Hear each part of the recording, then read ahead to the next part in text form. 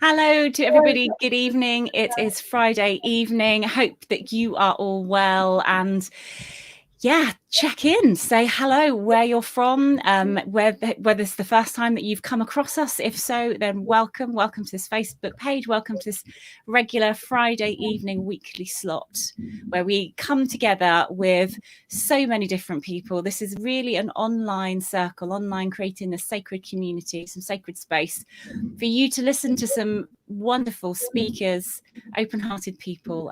You've absolutely found your place with your people, and welcome. Hello to Paula and hello to Laura who are joining us. Please do say where you're from and what's going on with you. It'd be lovely to hear a bit more about where everyone's from.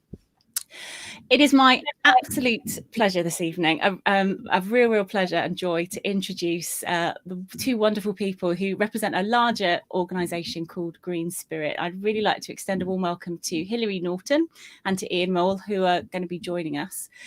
So would you mind if we start off with Hilary? Would you mind just telling anyone that's watching that don't know about you a little bit about yourself and kind of how you got brought into GreenSpirit? What attracted you? Yeah, hello. I've been on a spiritual journey since I was a teenager, and I joined a Baptist church and was a Christian until I was about 28, when we had a major crisis, and after that I left the formal Christian church and started exploring spirituality in all sorts of ways. Learning tarot and so on, and I eventually found myself at St James's Church in Piccadilly, and went to their series of lectures from all sorts of practitioners. But what captivated me most was the Association for Creation and Spirituality, which was an organisation that was celebrating the earth and the whole of creation and the universe, and it sort of drew me in. And I found all through the 90s and then since then that GreenSpirit's been my spiritual home. So that's me. Wonderful, thank you. Yeah, I love hearing the pathways, the different tributaries that people take to get there. It's wonderful. Thank you for sharing that. And Ian, could I ask you the same question? Tell me a little bit about your kind of story. Well, it's remarkably similar. I was brought up in an evangelical Christian church, which was very sort of clear and formed about ideas, and I'm an explorer, and I kind of battled with that, and it didn't really speak to me deeply, and I went on what I call a spiritual safari through the undergrowth of all sorts of spiritual traditions. But eventually, when I was 40, I found GreenSpirit, similarly actually at St James's Piccadilly, and I was so lucky. It went tick, tick, tick, tick, tick, tick. At last I found somewhere I didn't have to pretend. Whereas most things I could largely get there, but I had to sort of keep a bit of myself quiet. And I think it's the openness, it's the wildness, it's the passion, it's the expression, it's the creativity and exploration. I could explore intellectually, emotionally, instinctually in so many areas and be accepted for it. I didn't have to hide away parts of myself. So it was, and I've met so many kindred spirits. I thought, oh gosh, I must be a bit mad living, having my ideas. And then people who thought the same things, I thought, wow, I'm not alone. So that was my journey. Wonderful, thank you. So leading us to where we are today, would you be able to, Ian, give us a little snapshot of GreenSpirit as it is, kind of what people would expect? What is the heart of GreenSpirit? What is the kind of the heart and soul of GreenSpirit? To give the shortest phrase I can possibly give, I would say it is that we all belong to the living earth, that we're all part of this web of life, this amazing organic world with trees and flowers and rivers and plants and animals and humans, of course. We're separate, but we're not. We are part of this whole. We belong with it, and we are here for, I believe, to show compassion to all things and all beings, and receive love and compassion too. And so it's inclusive. We are all on this earth together, whether we are white or brown or Buddhist or Baptist or spiritualist or whoever. We all belong. We're all part of this earth's journey. Lovely, thank you. And so getting down to what it is that people can expect. So if people are interested and want to find out more, we're going to put some links in a bit later on, folks. So if this evening you kind of feel like you are coming home and you are on that tributary and all of a sudden everything's starting to click and fall into place, we will put some contact details on later on for you to get in touch and find out more about GreenSpirit and find a group near you, a virtual gathering online near you. We can put that on at the end. But would you be able to kind of discuss how the groups are organised and the kind of events that you have throughout the year and the kind of celebrations and festivals and rituals that take place? If I could ask Hilary for that, is that okay, Hilary? Yeah, okay. Yeah, we do have national events. Obviously, this year it's all been up in the air because of COVID, but normally we have national events. We have a fantastic Wild Week in Snowdonia in the summer, where we meet together to live in community, and it's such a lovely wild place that we go to. It's a great place for being close to the elements. It's got a lake and a tumbling stream and a hot tub, and so very close to the earth and the air and the water. We do a walking holiday in the spring, and we try and keep it as inexpensive as possible. So we often stay in youth hostels, and the group can be as big as the hostel will take. And we make it a bit like a pilgrimage. We have devotional activities, and then we do creative activities as well that arise from our walks and our communion with the earth. And we also have an annual conference where we have a speaker who talks to us about climate change, sustainable living, permaculture, all sorts of different things, spiritual activism, and so on. And our conferences, we like to have a blend of art and craft and creativity and intellectual stimulation and devotion as well. And our local groups, I mean, we haven't got local groups all over the country. They're a little bit few and far between, but we have got local groups, and those that exist do similar sort of things. They might be, some of them are like book groups, some of them watch videos and talk about it. Others celebrate the earth, usually by noting the seasons and celebrating whatever season it is, celebrating Celtic festivals as well. And that's, well, for the group that I'm involved in, we have devotional activities. We devise our own ritual to celebrate that time of year. And we have some good fellowship together. And we do something that's usually a little bit artistic, crafty, or something like that. So all the groups are a bit different. There are some other groups that go out walking regularly and celebrate outdoors. We tend to celebrate more indoors, but we're in East London, so it's the city. Luckily, we've got a garden and can have a bonfire, so we quite often do that. Wonderful, thank you. Yes, thank it you is. so much. Lovely, thank you. It's really interesting, isn't it, how that you say there's no, it's so organic in every sense of the word, in actually how people can come, and certainly I found from my experience, and just to thank you both so much, and everyone that I've engaged with that's part of the GreenSpirit family, every single time I've come together, even in the online space on Zoom, because we've missed out on that trip, that away trip that we were so looking forward to.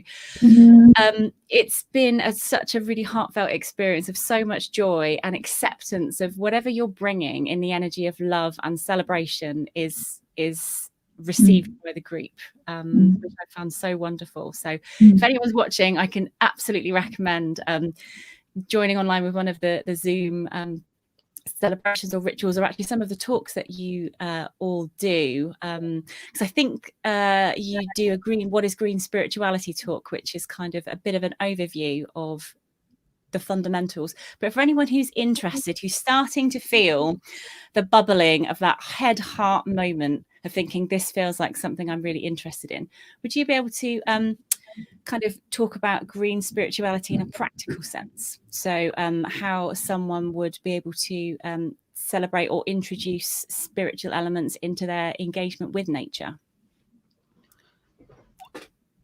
I'll go in. Yes, sorry, Ian, go for it. I should, Ian. There are obviously as many ways as there are people, and I'll just give a personal example. I remember I was in Caermabon, this place in North Wales where we go to often, and one day I'm a bit of an introvert, and I sometimes find overstimulation with people. So I walked away from the group into a forest area where there was oak trees and bracken and a stream, and I kind of lay down in the bracken and I just kind of let go emotionally, if that makes sense. And I felt like connection with the bracken and the forest, and as if I was just an organic part of it. And I felt an acceptance, and I didn't have to be or do anything. One of my challenges is I try hard to do things, which, I mean, sometimes it's lovely, but sometimes actually gets in the way of my own journey. So it was this letting go and just being part of this organic whole. And I felt a peace and an acceptance. And when I went back to the group, I could feel that energy within me, that nature energy of acceptance and organic aliveness. So that was just one experience. We all have our own individual approaches. And I think one of the dangers we can do is say, well, that person experienced that, so I ought to be doing something in that way. And in fact, that's one of the dangers. I mean, traditions have wonderful forms which are useful, but equally we are all made differently. So for some person, it might be hugging a tree or sitting quietly, looking at a sunset, or even just using their own visualizations. But there are many ways as people. Wonderful, thank you. Would you like to add anything to that, Hilary? Because I know that you have a role where you kind of hold space, is probably the most appropriate term for a lot of the online gatherings that I've been part of. Yourself and your husband do a wonderful double act, coordinated by Ian. Would you be able to speak a little bit more about that and kind of accessing spirituality tangibly? Yeah, I teach computers, so computing. So I'm okay with computers. So when the COVID situation arose and we found ourselves having to use Zoom, it wasn't too tricky for me.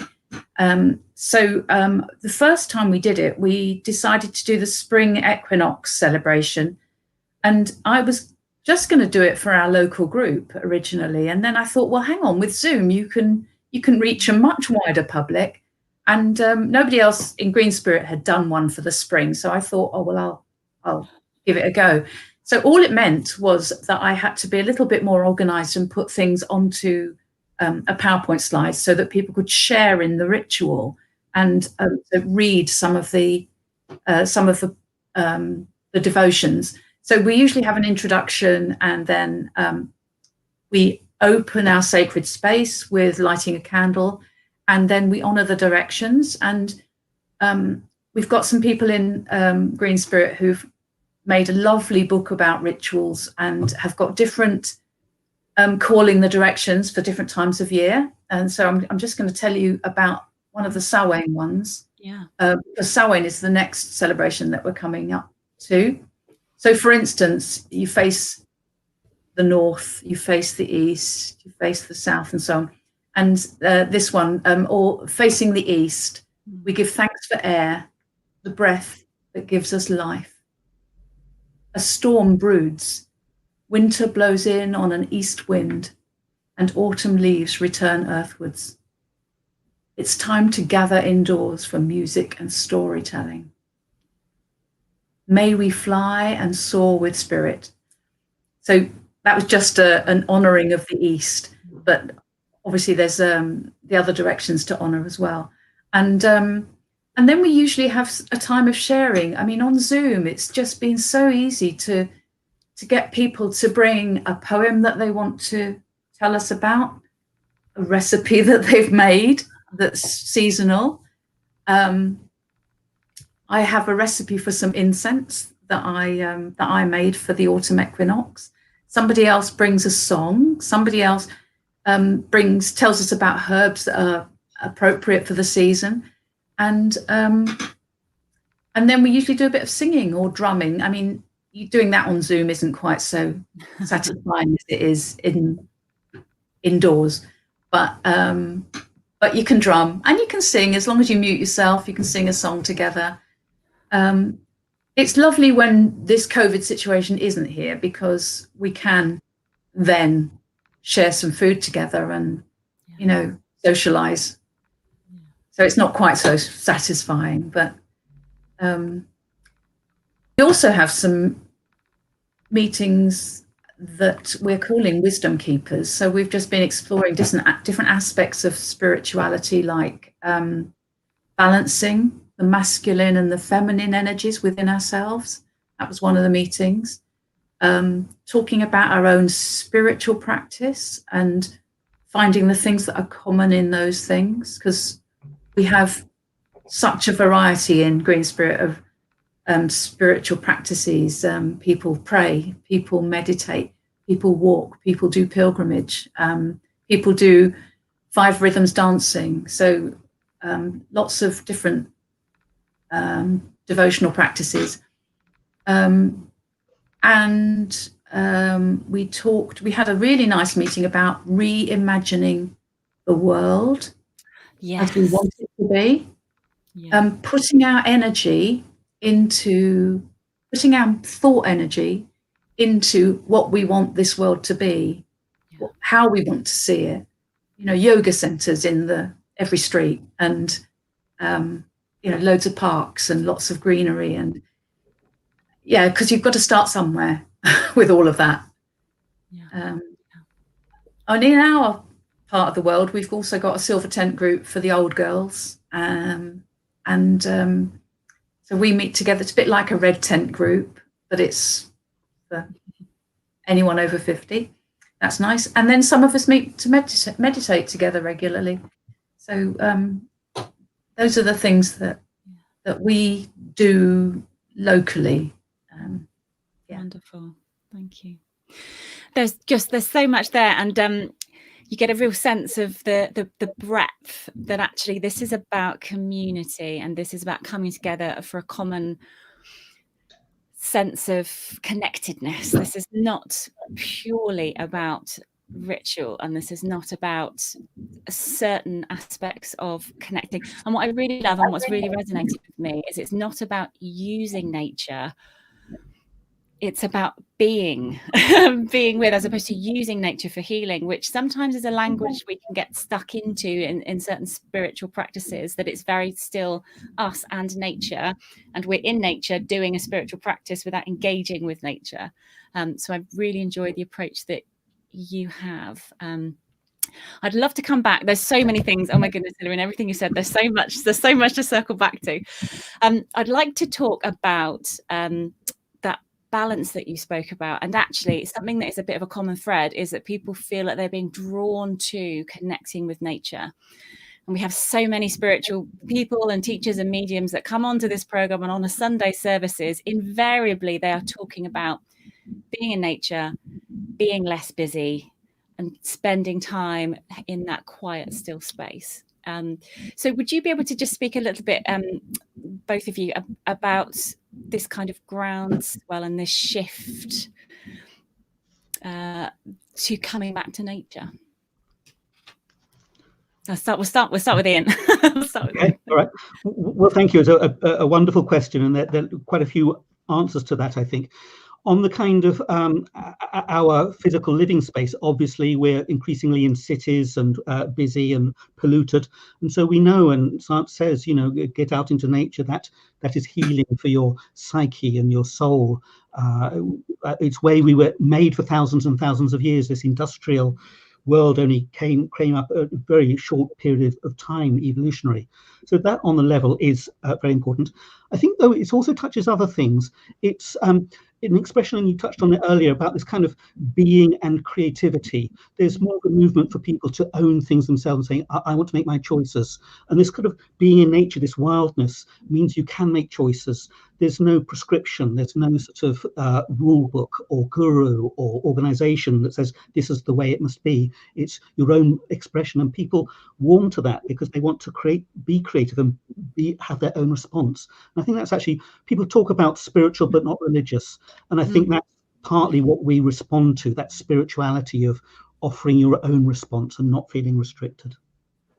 Lovely. Yeah, and our earth is alive, and so when we engage in our devotions with the earth, we can benefit from the energy of the earth and the wisdom of the earth.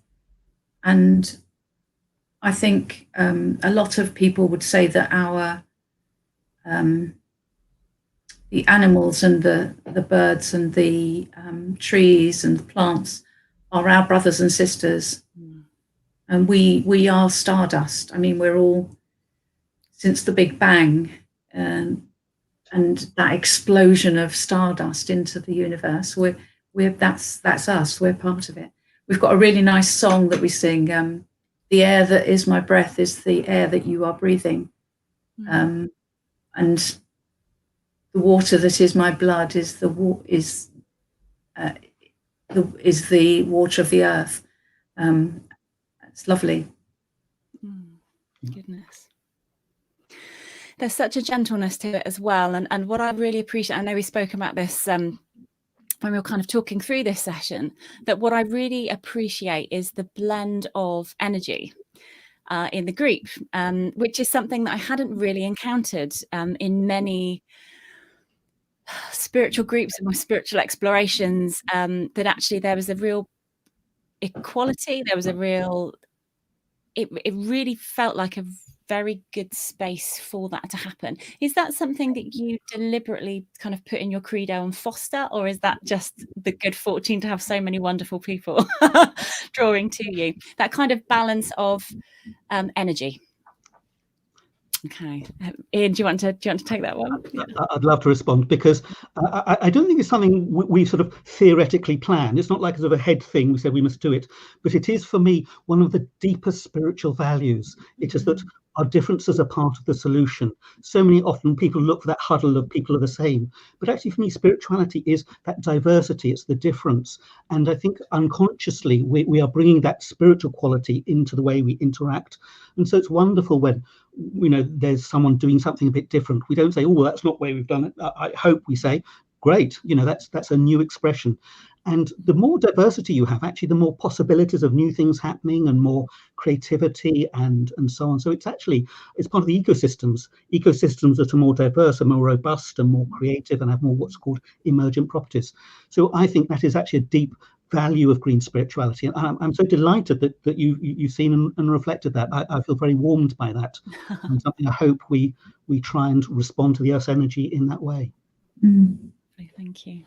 Yeah, I think we've got a council that sort of governs GreenSpirit. So the council is 12 people, roughly 12, and there's a really nice balance on there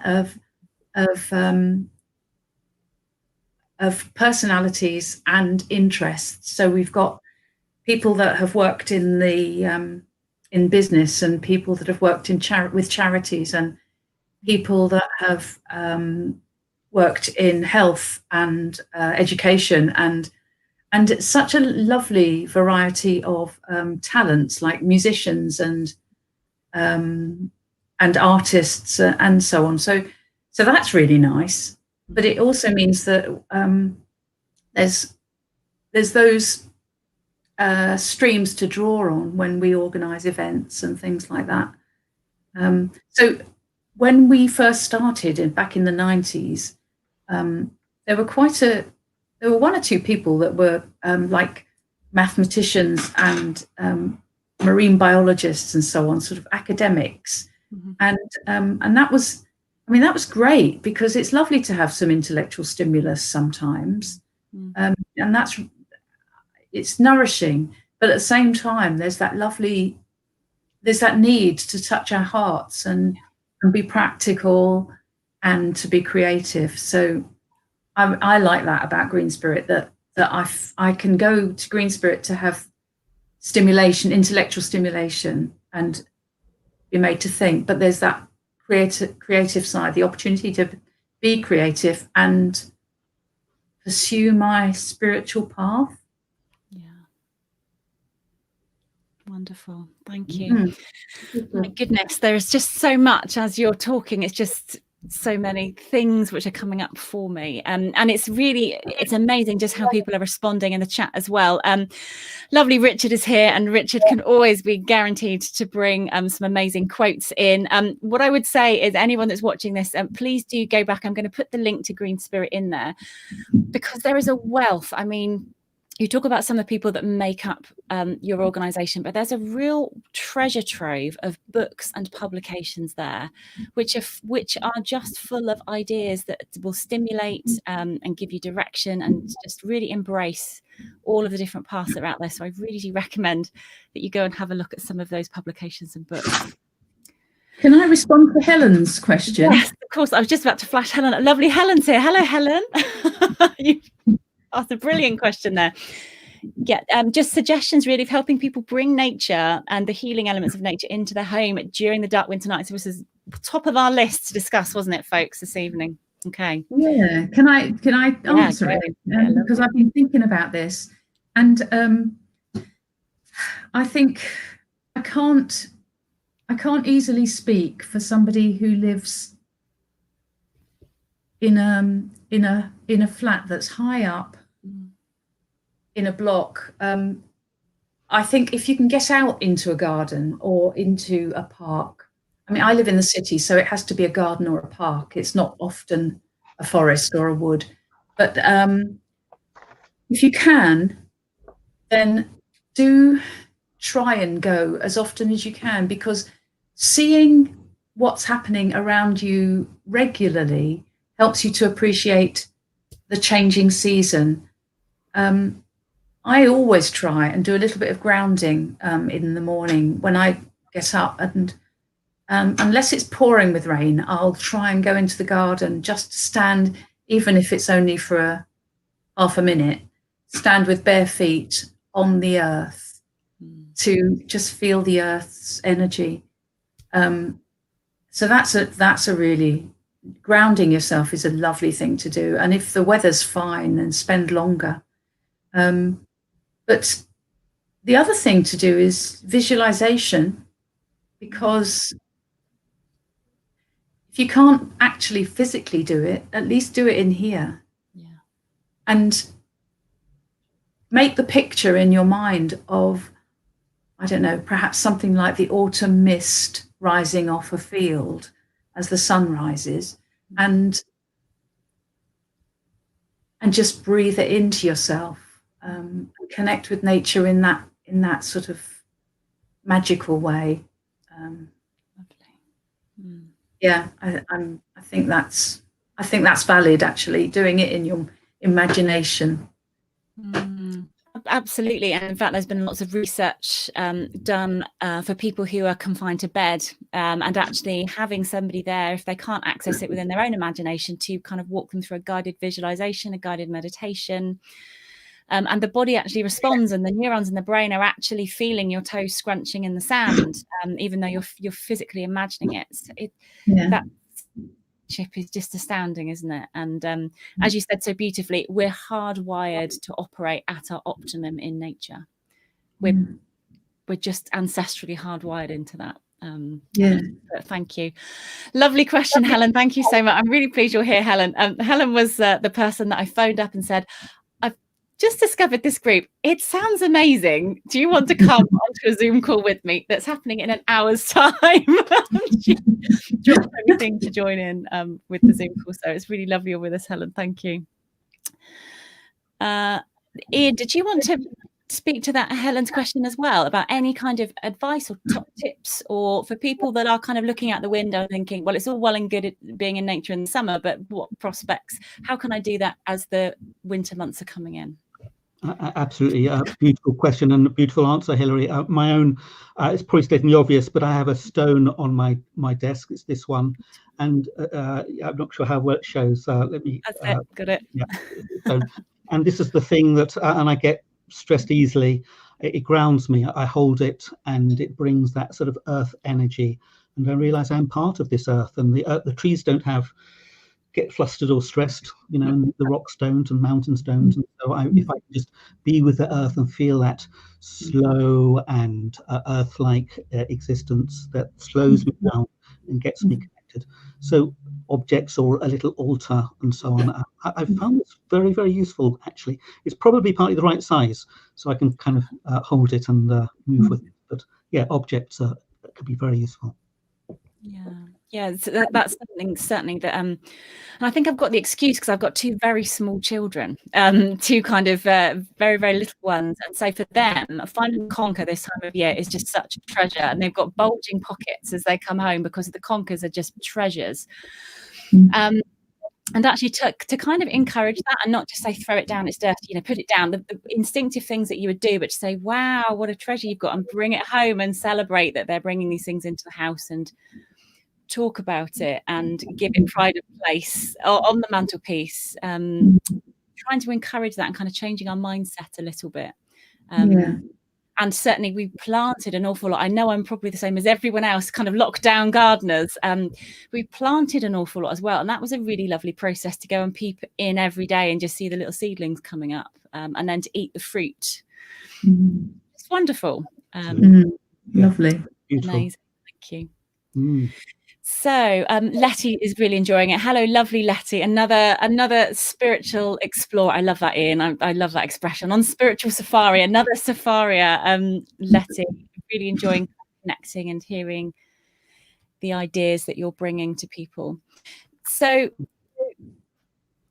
we can't not mention that we're in really challenging times, and we can't not mention the fact that the eyes of the world are focused on kind of COVID and our global response to that. But kind of under the surface of that, is there any way that we could talk about, as a spiritual person, as someone deeply moved by wanting to help and heal, anything that we can do from your perspective as advice on how we can send that healing energy out into the world, because there is so much healing that's needed for this planet. Is there anything that you'd like to speak to that? Because I know it's something that is just so deeply passionate for both of you. Yeah. Hilary, would you like to go first? Yeah. I think that our spiritual lives, I think we express our lives in privately with ourselves, but also in our relationships, and then in our communities, and I think all those things are really, really important. So how we are in our communities is really important, and I think people are called to do different things. Some people will join in with Extinction Rebellion and be spiritual activists. I think one of the things that we are called to do is to sort of point the way, because we know what sort of crisis we're going through. And some of the people that are leading us don't really know. But I think we're called in a way to be activist in our local communities if we can. And that will look different for different people. It will, some people will be on a picket line or with Extinction Rebellion doing a protest of some sort, but other people will be doing something else. They'll be helping their neighbours get food and medicines during the COVID crisis. And so I think this is a spiritual journey that we're on, and we have to know ourselves. And then because we know ourselves, we can move on and be there for other people. And whatever that means for each one of us individually, I think that's what we have to do. But I also think that we shouldn't put negative energy about if we can help it. So I don't think it does our politicians any good at all if we badmouth them. I think it's more important that we should send loving, creative energy to them. Yeah, absolutely. Thank you. Beautiful. Yeah. Ian, where are you with that?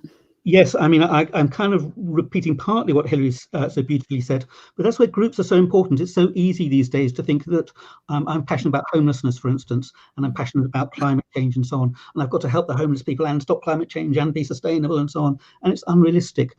With groups, there's one person in the group who's helping the homeless people, there's one person who's involved with climate change, there's one person who's doing all these different things, and I'm part of this organic whole where we are the arms and legs of this organic being which is doing these things, and I need to contribute to that organic being and receive from it. So I do my part as part of that group. But of course, to answer the original part of your question, at the end of many of our rituals that Hilary often leads so well, we send out energy out into the world. So we might think of a particular person that we want to send healing energy to, or to, for climate change, or for the planet, or whatever. And that's very, very important. We obviously must receive in our spiritual journey, but we give, and by giving we become our true deep spiritual selves. And that's, for me, a profoundly important connecting way of sending out that energy. Call it prayer or healing energy or whatever, but it's so important, and I love those parts of those rituals. Wonderful, thank you.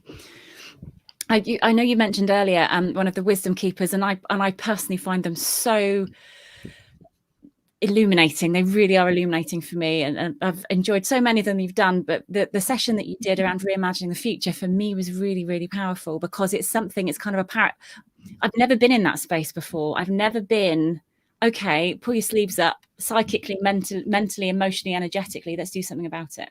Let's reimagine it. Let's come up with some possibilities. And actually the ideas for me started off globally and actually came right back into my individual part in this, my individual part in the jigsaw. What can I do? As kind of that chipping away. And I found that so profound to do that, as opposed to it feeling like it's something I've got to do, or actually that the problem's so big that I can't do anything about it, which is a place that we can get to very easily. Watching the David Attenborough documentary that's around at the moment, and it can just feel so massive. So I've really enjoyed that. So thank you. Yes, I've had when Ian's been asking about Extinction Rebellion, I've often thought, oh, should I be out there on a picket line, or should I be protesting? But actually we all do have to find our own individual way. And I've thought to myself that if I can help people to love the earth, then that's really important as well, because if we love the earth, we won't waste the earth, we won't trash it. So we've all got different ways of doing it. Beautifully put, thank you. Yeah, that's it is really interesting, isn't it? No matter which faith path you look at, no matter which spiritual understanding, which book you pick up, you will always find that common thread in there, that without the earth we are nothing, and we are all just intrinsically linked. You will find that wisdom in there, and so it seems a little bit ridiculous that it's taken so many of us so long to actually work it out. And it's taken us a long time, 2,000 odd years, but it's fine, we'll get there eventually. Super. There's loads of lovely comments coming in. Helen's come back to talk about seeing her children engaging with nature through lots of different things they're doing. Blue Peter badges, amazing. Getting them involved in that and building bug hotels in the garden. Yes, we have a frog. We're very proud owners of a frog in our garden now, which we have to go and have a look at least 2 or 3 times a day now. If anyone has any questions, please do join in. Jackie has got a lovely comment. Thank you so much, Jackie. Thank you for joining us. It's talking about her experience with the Druid pathway. Wonderful. Thank you. Go and check out the website. There is bound to be a group near you.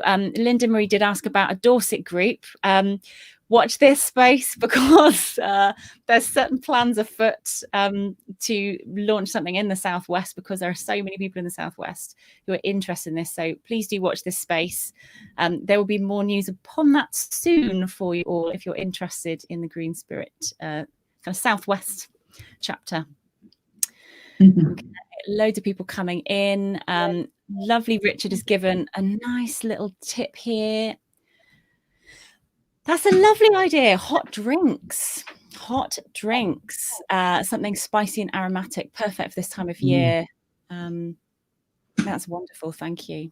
Yeah, Thank you. it's a lovely time of year, isn't it, to kind of give gratitude for the earth. We've just had solstice and harvest and lots of these other things coming through, where we can kind of physically see the bounty of the earth. Lovely. So amazing. Linda's really interested in the grape. Don't worry, there'll be some information about that soon. So Helen's asking another really interesting question about healthcare and the holistic approach. And it's something I was going to bring up for you about a holistic approach to not using nature. I must choose my words more carefully. Being in nature for healing. And would you be able to just speak a little bit about that? Some of the things that were picked up in some of your talks that you've done and how it was used historically. Yeah. Hilary, do you want to go first? Sorry, I need to say Ian. Okay. Well, just off the top of my head, I mean, there's lots of answers to that. We have an expert at Adams who just answered that question, who will be able to talk more broadly about this. But one of the many things, well, I'm stating the obvious, our Western medicine is really a sort of a disease medicine thing. Wait till someone gets ill and then try and sort of plug the gap and just focus on the one symptom. Whereas obviously with a holistic approach, you're looking at the whole person, the whole lifestyle, and then looking as well preventative, but then trying to look at the underlying cause. And it's, you know, it's common sense actually, but our Western world gets so trapped into this sort of, you know, pills or reductionist things, looking at the individual parts, whereas actually the whole is bigger than the sum of the parts, and we need to look at individuals as a whole. Not only is that, I think, common sense, but also when I visit a holistic practitioners, they give you time and space, so you can actually talk out, you know, what's happening, and that actually is shown by studies to be healing in itself. You go to your GP, he's got 10 minutes, tick, tick, tick, tick, you know, you're a piece of meat, off you go, sort of thing. So on many levels, it's a common sense thing that we need this thing, but nature obviously brings its own rhythms and natural processes as well. Lovely, thank you. Yeah, I think that I'm so appreciative that we've got a National Health Service, and if I broke my arm, I'd be the first one at the hospital. But whilst if we can possibly be responsible for our own health, then I think then doing it in a holistic way is fantastic. And we're really lucky because Richard, as you know, is a herbalist, so he's the one to answer this question, really. Don't worry, Richard, I'll get to you.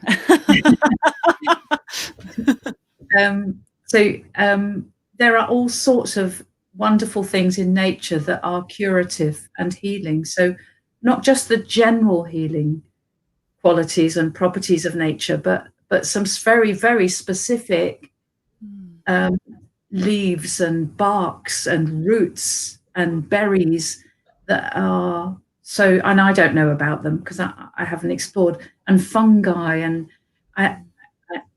so I'd always rather go to a herbalist if I can than a doctor, than a doctor trained in the Western, you know, tradition, an allopath. Having said that, I'm very grateful that we have got a National Health Service, and I wouldn't ever disrespect them, but I think, yes, the holistic approach is better. And the other thing is, we can be, to a degree, we can be responsible for our own health by good hygiene, good diet, and energy management. Yeah. You know, we can do meditation that will help us enormously, and eat healthily, and listen to our bodies. I don't know very much about this. I'm learning to listen to my body more, but I think there's quite a lot of power in listening to your body. But it takes focus and time. So absolutely. That's the part I'm on. Yeah, absolutely. And I love it. I think you summed it up. It's holistic. It's not looking at any one thing as being the panacea to everything. It's just understanding that for different people, different things work in different quantities, but actually you have to have a component of being in your body, being embodied, what you were just talking about. And we've lost that somehow. We've lost that connection with being embodied in our body and listening to the wisdom of that. And actually, nature is a really good vehicle, because you can only be in the present in nature. It's really difficult to kind of not admire what's going on around you, but it's just learning those disciplines, learning those practices, which is something that absolutely this whole ethos can help you with, can help you find ways to access it, different ways for different people to access that. Interesting. Oh, Jackie's chiming in on that. She completely agrees with the NHS and the herbal aspect of that. And it's interesting, isn't it? There's more and more studies being done, and there's more and more support within conventional medicine for all different types of healing modality, respecting that it is part of that holistic part. Jude has asked a really interesting question. Would you be able to recommend a book on natural healing?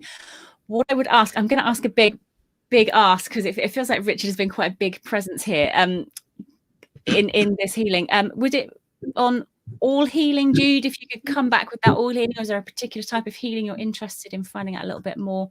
We'll endeavour to put you in touch with some good resources. And we'll go back, and I always have a look at the comments. Every comment, I have a look at that. And if there's anything that comes up, I'll try and point you in the right direction. Amazing, Valerie. Oh, that's really lovely. Valerie saying, each time I go for a walk in nature, I send out my gratitude for the beauty I see in each season. That's really lovely. Thank you. Lovely comment here. Okay, we found meditation to be good. It's helped lower blood pressure and improved health. Yeah, really interesting. Finding that downtime. Yeah, exactly. Everything you're talking about. Thank you for your comment. That was really, really absolutely chimed in with everything that we're talking about. So next steps, what's next for GreenSpirit? What's next? What other things have you got in the pipeline? What kind of plans, or is there anything which is kind of future directions? Is there anything kind of coming up that's exciting? Apart from, obviously, we've got quite a big festival that most people know about, and it's a really important one for me, primarily because it's just that legacy and that ancestry that sits on a lot of spiritual practice. I know we share a love of tarot and all things divination as well, Hilary. Yes. So what kind of things are coming up? Yes. Well, we've got Samhain coming up, and we've also got an Advent quiet time, and then the winter solstice, and then we'll celebrate Imbolc at the beginning of February.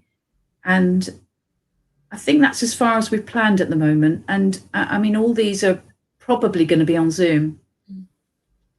In terms of conferences, we usually have an autumn conference, and this year we are not doing that. We're going to have a speaker in the morning of November the 21st. Stefan Harding, who works at Schumacher College, is going to speak for us. And then we're going to have a World Cafe, which, if people haven't done that before, it's a situation where you can go into different groups and speak about different things. So you might talk about health, or you might talk about nature, or you might talk about climate change. And hopefully, though, the topics that we choose will be stimulated from Stefan's talk, and then we'll have our AGM. So we're doing all that on Zoom this year. We're hoping to have a walking holiday next year, and it rather depends on whether the place that we go to, whether they are COVID secure, because most of the time we'll be out walking, so it should be possible, fingers crossed. And we're hoping to do some sort of retreat at Kaimabon, not far from Anglesey. I noticed somebody's in Anglesey. Kaimabon is near Limpadarn, near in North Wales, and a retreat there as well. So quite a few bits, and actually Zoom has made such a difference. We're doing more because of Zoom, which is great. Yeah. And it's amazing how well some of the activities and some of the celebrations actually translate over Zoom, which must be a whole joy to think that something is so present and so physical, but actually it translates so beautifully over the internet. There's some real skill there in how that's been crafted. Wonderful. So Ian, have you got anything to kind of add from your perspective there? Yeah, just to put a kind of different angle on it. I mean, we have our strategy, which we'll be publishing at the AGM, in terms of the traditional sort of, therefore we want to do X, Y, Z and so on. And we'll be continuing to work with our books and our magazine and calendar and events and website and so on. But actually, what's interesting, I used to work in the business environment where you needed people plan these strategies. But in spiritual and green spiritual circles, sometimes it's almost the other way round. Things bubble up. So we're always waiting for the right things to bubble up and then working organically with them. So it's an opposite strategy in some ways. For instance, I'm going to be doing a Zoom talk with some students at Winchester University in a few weeks' time. We just heard, and we have one or two possibilities of local groups bubbling up. We always have very creative groups, so there are always lots of ideas bubbling around. But it's actually the opposite. It's being ready to dance and connect with all of these things bubbling up. So we couldn't really say exactly what's going to happen in 5 years' time, but we can say we're alive, we're organic. I hope we're fresh and willing to connect and participate with what's ever bubbling up. Amazing, thank you. Yeah, beautifully put. It's being able to respond, and that sense of community and being there for people that come, however they come, however they find you, and however the communities that we work and live and love in, whatever they need, being that vehicle to be able to I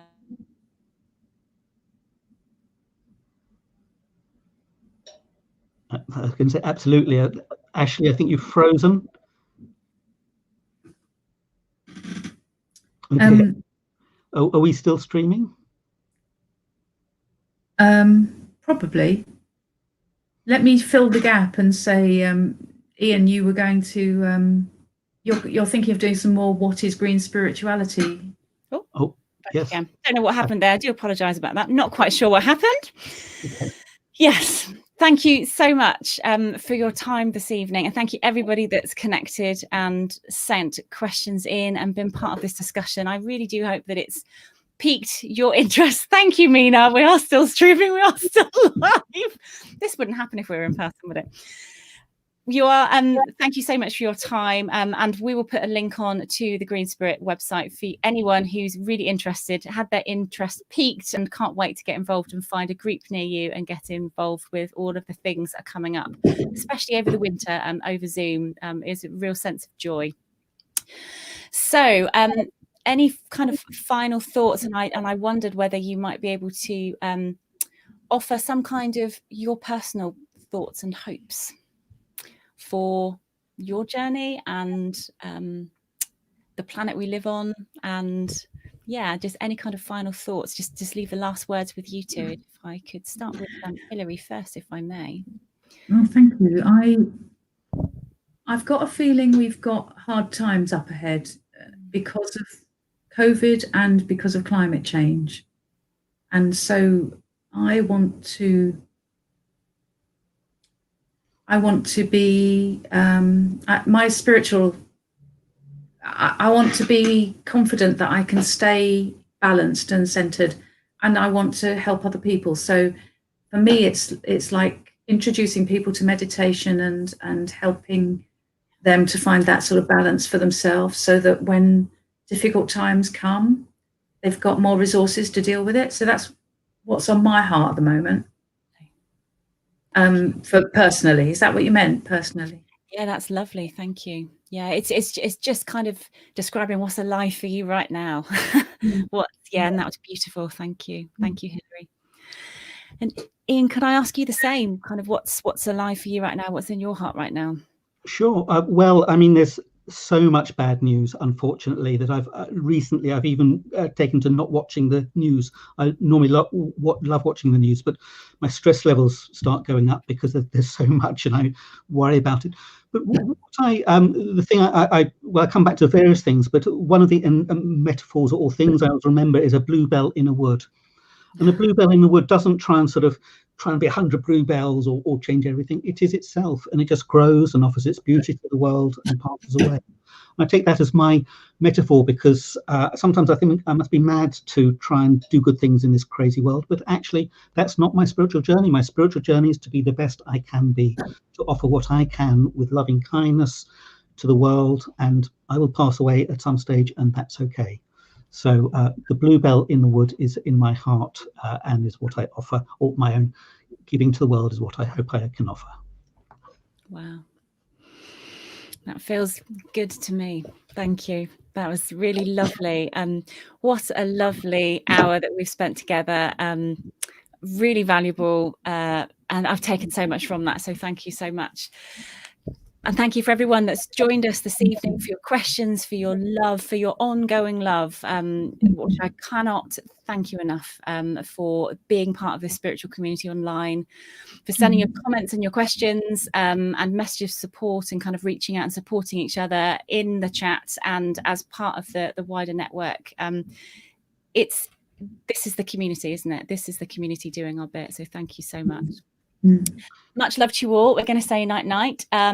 We will be back next Friday, and in fact on Sunday over on the Light Spiritualist Church Facebook page we have a very lovely local medium called Sue Townsend, who, following on from this lovely energy, is very embedded in her earth-based spirituality. So it promises to be a wonderful spiritual service on Sunday evening with lots of celebration for Mother Earth. So please do come and join us over on the church Facebook page Sunday at 6:15. Many thanks to everybody. Thank you for joining us. We'll see you next week. And thank you so much, Hilary and Ian. Thank you. Thank you very much. Cheerio. Good night, everybody. Cheerio. Bye. Bye. Bye.